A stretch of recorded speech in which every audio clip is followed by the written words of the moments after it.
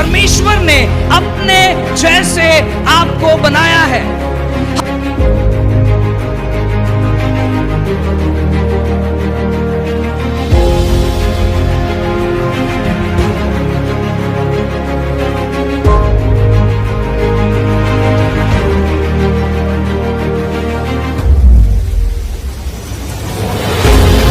कैसर का है वो कैसर को दिया जाए, और जो परमेश्वर का है वो परमेश्वर को दिया जाए।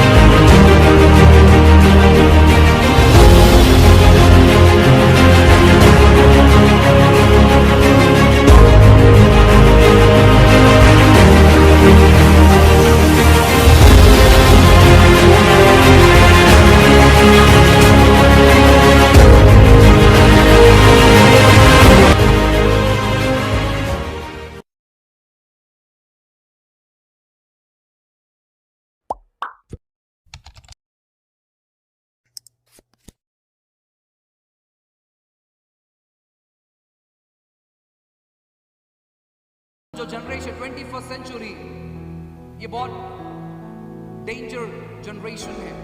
मालूम है क्यों? क्योंकि इस जनरेशन में जितने प्रचारक लोग को हम देखते हैं वो असल में प्रचारक नहीं है, वो असल में प्रचारक नहीं है। क्योंकि हम जितने बड़े बड़े प्रीचर्स को देखते हैं उनके आगे पीछे बहुत सारी बड़ी सेना रहती है उनको प्रोटेक्ट करने के लिए, संभालने के लिए। उनके पास गन मशीन्स रहते हैं, ऐसे बहुत सारे चीज है। वो बहुत ही रॉयल तौर पर आते हैं और वो खुद को किंग बुलाते हैं। ओ आई एम अ किंग, मैं राजा हूं। लेकिन यीशु ऐसा नहीं था। वो सेवकाई नहीं है। उनमें सेवकाई क्या है? सेवकाई बर्दाश्त करने के बारे में, सेवकाई चोट खाने के बारे में, सेवकाई सताव के बारे में। परसिक्यूशन होगा मसीह लोगों को, आपको सताया जाएगा, आप तितर बितर हो जाओगे। ऐसा चीज हुआ था और ये दोबारा होगा। आप ये नहीं कह सकते मैं मेरे प्रोटेक्शन के लिए, आपको कई लोगों को मरना भी पड़ेगा। सेवकाई उसे कहते हैं, सेवकाई उसे कहते हैं। हम जिन लोगों को देखते हैं, मैं आपको बताना चाहता हूं ना, वे लोग पता नहीं कैसे वो अपना राज्य बनाकर बैठे, लेकिन सेवकाई वो नहीं है। सेवकाई कुछ अलग है। लोगों को, इसलिए मैंने कहा कि लोगों को फॉलो मत करो। जब आप लोगों को फॉलो करोगे, आप अपेक्षा करोगे कि मेरी भी सेवकाई ऐसे होगी और मेरे भी इर्द गिर्द लगभग 12 बॉडीगार्ड्स रहेंगे, उनके हाथ में गन मशीन्स रहेगा और कोई मुझे छू नहीं सकता है। और मैं आपको बताना चाहता हूं, आप गलत तौर पर दर्शन देख रहे हो, आपको फंसाया जा रहा है। सेवकाई वो बिल्कुल नहीं है। यीशु ने कभी ऐसा नहीं किया। बाइबल कहता है कि लोग यीशु को मारने के लिए खड़े होते थे। कौन यीशु? जो परमेश्वर है, कोई सामान्य व्यक्ति नहीं है वो। उसके एक शब्द रिलीज करने के जरिए पूरे दुनिया को आग लग सकती है, पूरा दुनिया खत्म हो सकता है, लेकिन वो अपने आप में रहता है। वो कहते हैं कि मैं इनके विरोध में नहीं कहूंगा। यीशु एक गांव से गुजर रहे थे और उनके चेलों ने कहा कि ये लोग आपका विरोध कर रहे हैं। एलिया ने जैसे आग बुलाया, आप प्लीज आग बुला दो और इनको भस्म कर दो। यीशु कहते तुझे मालूम नहीं तू कौन से आत्मा में है? मैं भस्म करने में, मार डालने नहीं, लेकिन मैं जिंदगी देने आया हूं, मैं बचाने के लिए आया। और हम जिस प्रकार की सेवकाई को देखते हैं वो सेवकाई बिल्कुल नहीं है।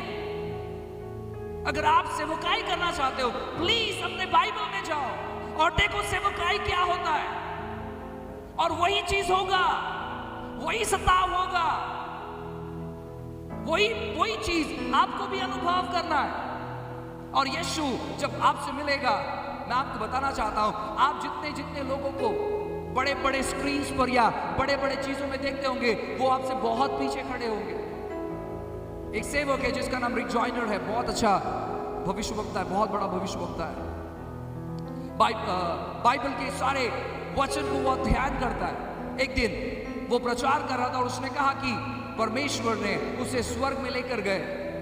और जब वो स्वर्ग में पहुंचा, स्वर्ग में पहुंचने के बाद जिन बड़े बड़े प्रचारक लोगों को वो फॉलो करते थे, जो गुजर गए थे, मसीह में सो गए थे, वो लोग बहुत दूर खड़े हुए थे। जब रिक जॉयनर उनसे मिलते हैं और कहते हैं कि आप बहुत ही महिमा रूपी जगह में हो, वो प्रचारक उनसे कहते हैं ये अंधकार भरा जगह है, आप थोड़ा सा आगे जाओ, आपको महिमा रूपी जगह मिलेगा।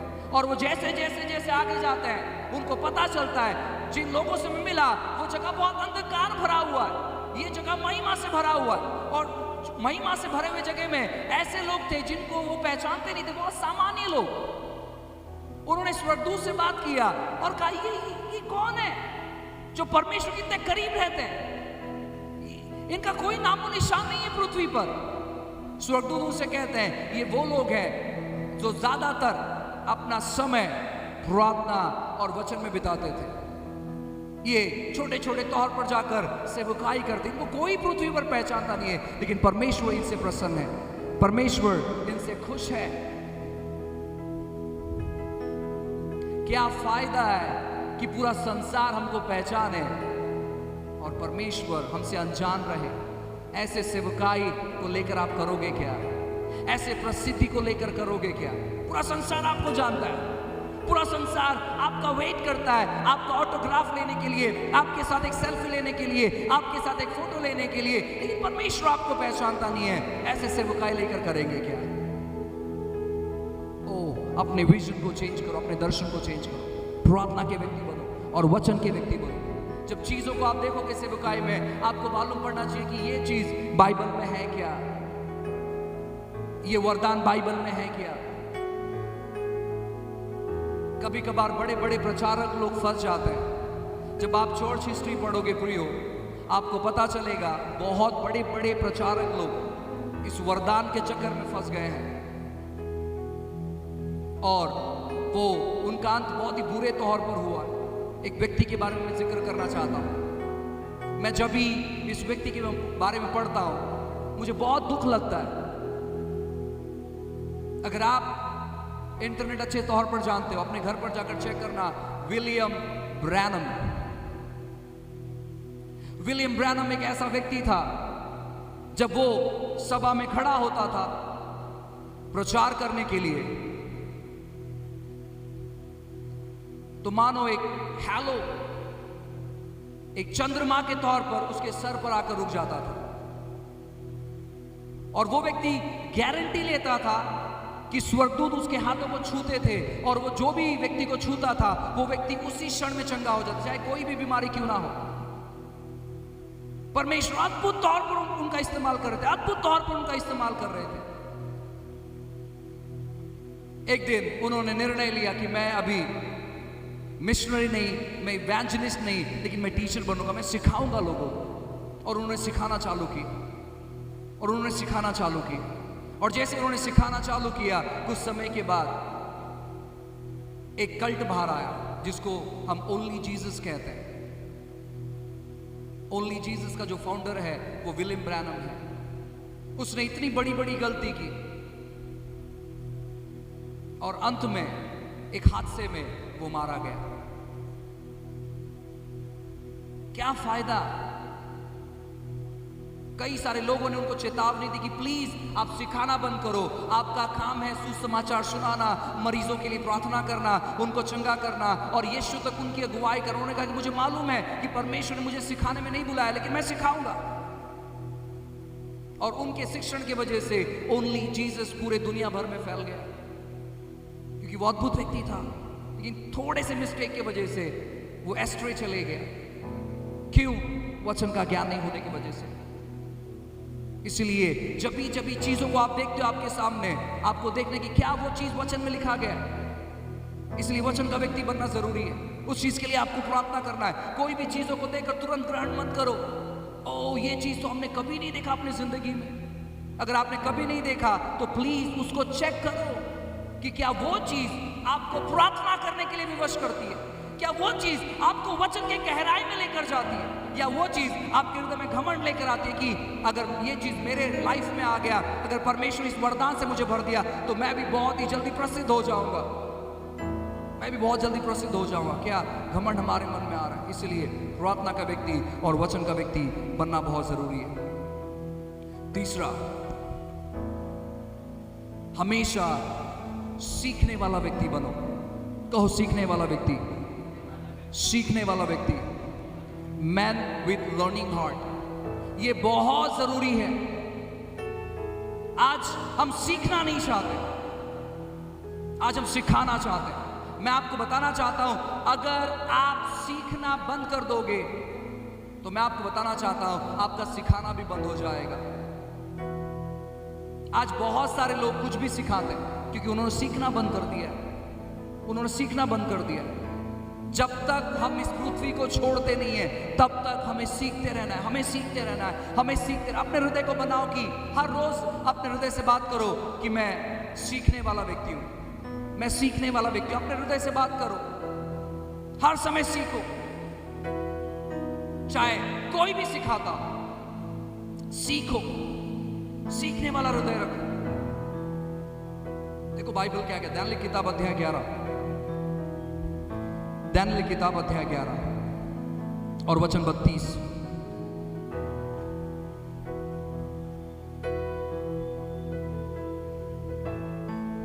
दानियेल की किताब अध्याय 11 और वचन 32।